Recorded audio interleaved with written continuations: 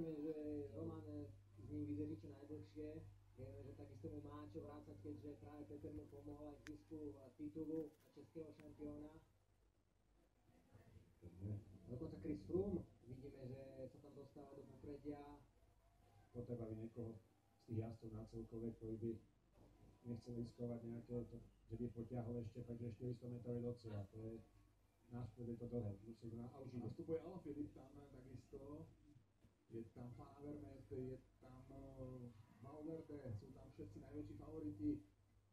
Ide do tuého, to sú tie naozaj záverečné momenty. Peter Sagan vyzerá naozaj veľmi dobre, veľmi sviežo a kontroluje situáciu. Je tam ale veľký možný súper v podobe Alaphilippa.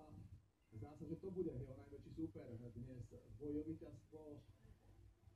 Takisto Wilco Kelderman je vpredu a nastupuje Michael Matthews, Ulrich Greenedge. Takisto Peter Sagan teraz nastupuje a vyzerá to na víťazstvo. Petrovi Saganovi to veľmi ide. Je to dominantný záver. Víťazstvo! Po roku 2013 je konečne Peter Sagan opäť na pódiu v pozícii víťaza etapy. 5. etapový triumf na Tour de France. To je úžasné, takisto sa oblečie do žltého aj zeleného dresu, takže všetko dnes pripadlo na Petra Sagana, ale vidíme, že Contador je tu vzadu, takže Kreuziger pracoval iba čisto pre Petra. A vidíte, že už viacerí vrchári tu budú mať problémy, aj teda hlavne Alberto Contador, ktorý zdá sa nie je absolútne v dobrej fyzickej kondícii a vidíme, že je to obrovská strata.